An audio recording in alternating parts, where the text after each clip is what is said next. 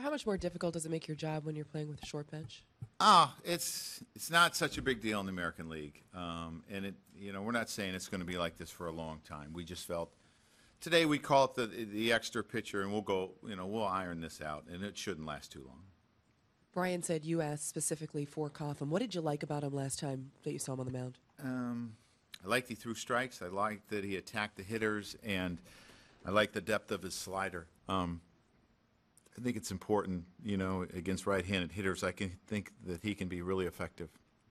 With Severino going tomorrow, not exactly knowing what you're going to get from him, how much do you need Tanaka to really step up, give you length, be the star? Well, I think it's important. The good thing about this is we're only in a 6-game stretch opposed to, some of the longer stretches that we're going to be in. And, you'd obviously try to stay away from Mitchell tonight, and we'll see about Warren.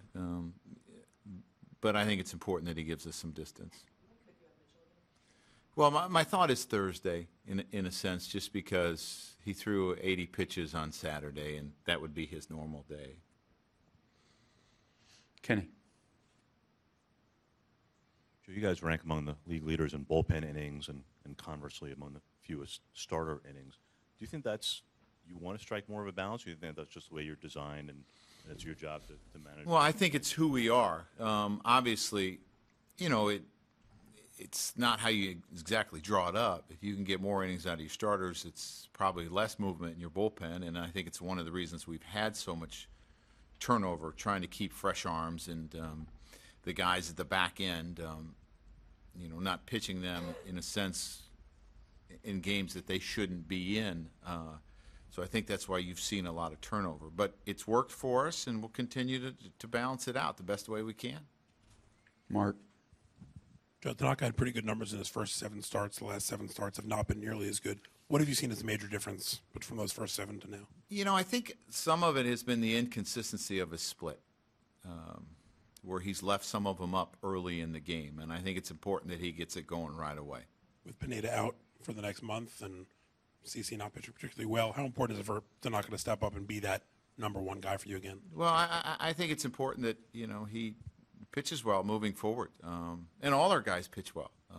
Because obviously we're in a race, and our guys understand that. But he has experience pitching in big games, even though not necessarily here. But, I mean, there was a lot of expectations on him in Japan, and he understands that. So he needs to pitch well. Sweeney. Joe, Warren's been in the bullpen for about 5 or 6 weeks now. Yeah. Is he going to be an option for you anymore going forward as you look for starters? Well, I think you could, Sweeney, in a sense, but you would have to build him up again.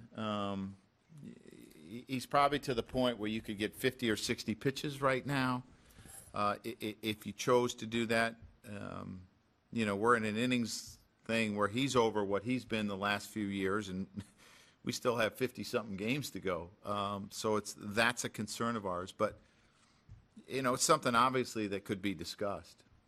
Tyler. Joe, I know your primary concern as a manager is always the 25 guys you have, but as the season has gone on, had you paid attention to Severino kind of coming along and, in best case scenario, being in position like you are now with him? I look at our minor league kids every day, up and down, from the summer league down in Florida, the summer league in the Dominican, all the way up to AAA.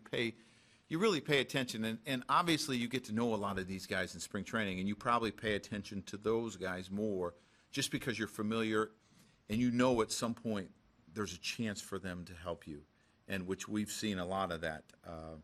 As we will see our 14th guy make his major league debut tomorrow. But I do pay close attention. And even a guy like, for example, it's even some of the guys that aren't here. Tyler Wade we saw in spring training. So I always pay attention, to what he's doing in his A-ball team and what the other guys are doing in A-ball. Because I think it's important you get to know the names. With Luis, though, in particular, I mean, he seems like he's a guy down now. Yeah, I mean, we paid attention because you want to know, is it possible that he's going to be in the mix for us? As have that, revolving door of pitchers that are coming up. Is it possible that he could help us in the bullpen or as a starter? So you're paying attention. Andrew. Joe, just two quick ones. Just to follow up on Sweeney, is it something, I know you could do that with Warren, is it something that you'd really consider or not just because of his innings limit? It sounds like unlikely. Yeah, right now, probably not. But push come to shove, I mean, it's something that I'm not against it, and I would definitely think about it. Okay, and then with Severino or any young guy, what's your advice when they first come up, his situations, a lot of hype? What do you say to these guys when they come into your room? Well, I'm not going to make too much of one start. I don't think it's fair. And you know, the thing that I would tell him is he understands himself better than anyone else. So go be yourself. And don't, you know, if you feel in a sense that you think this is the right pitch, I want you to throw a pitch with 100% conviction. Don't necessarily say, well, he's a big league catcher and he's been here for 11 years or whatever. And if you're not comfortable throwing that pitch, don't throw that pitch. You got to be comfortable. And those two will develop a rapport as time goes on, but you got to have conviction tomorrow. And just give us everything you got for as long as you can, and we'll take it. Barry. Joe, considering the injuries of this year and last year, how comfortable are you where your starting rotation is right now? Well, it's not exactly what you want, you know, with Michael Pineda on the DL, but we're making it work. And these guys, we've had a lot of guys that have stepped up and done a really good job and given us a chance to win. And you know, that's all you can ask for. You know, when you have the rotation changing and people coming in and out and people getting hurt, it's just the next man up. I mean, that's the bottom line. That's part of this game, and no one's ever going to feel sorry for you. So we tell our guys, just go get the job done. Meredith. Joe, what stood out to you the most about the way Didi's played over the last month? Just how consistent he has been offensively.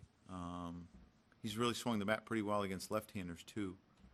He's done a really good job. So, you know, each month I said has gotten better and better. And he's off to a pretty good start in August as well, and I hope it's better than July. Chad. In the back. So did you just want the extra pitcher just because of young guy going tomorrow? And well, you'd like to stay away from, you know, a Mitchell tonight, possibly stay away from a Warren tonight in a sense. So it just gives you some depth if you get in a game or a crazy game. And then we can go. I mean, our guys just came off an off day. And you don't, in our lineup, we don't pinch hit a lot, so it's not such a big deal. also, you don't really necessarily have an Ackley type sitting in AAA, the left-handed power who can kind of play anywhere. Do you have a sense of where you want to go with that role? We're in discussions about it, and we'll continue to talk about it. You'd like someone that was somewhat versatile, that could spell text in a sense, I think is important. All the way in the back.